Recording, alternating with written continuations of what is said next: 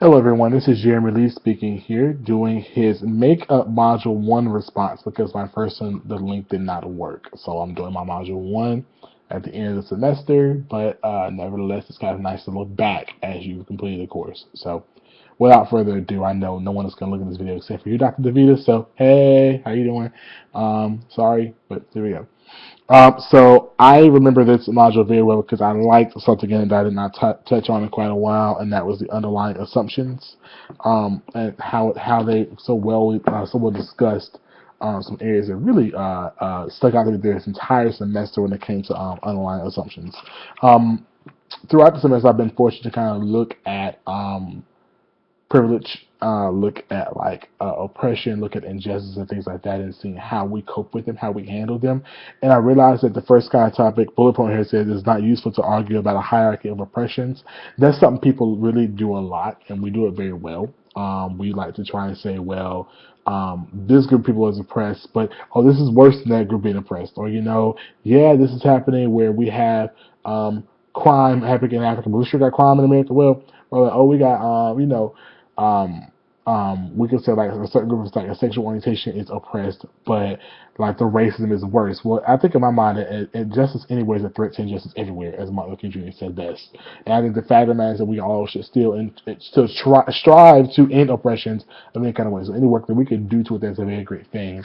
And I think realizing that that all the oppressions interconnected, that kind of reminds us that there's a root issue here.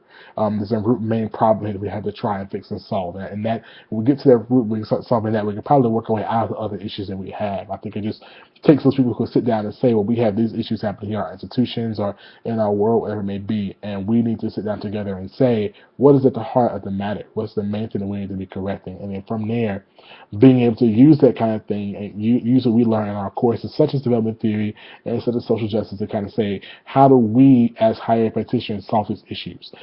How do we explore where people might face these intersections? How do we might explore that people might have these issues, and what do we do to better that?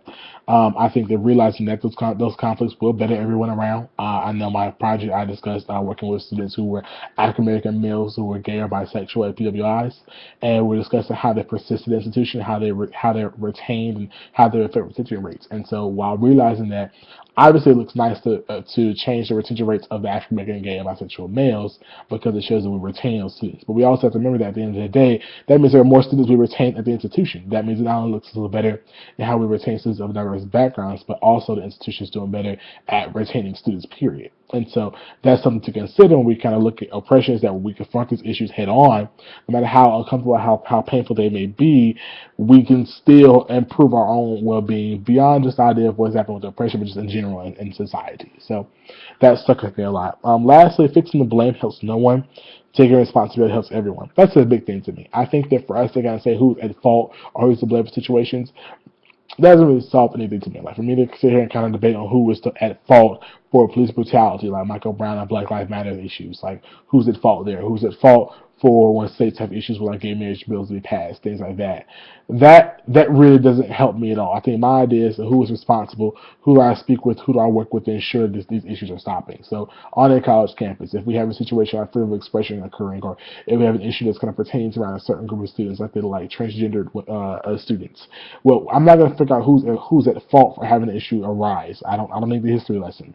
I ask them who I speak to now, what group of people I can work with together now as a task force to solve the issues and help to find a remedy for the situation. So those are important things to me. So thank you for your time. I know no one's going to respond to this because we already all responded. So nevertheless, thank you so much for a great class, and love you guys.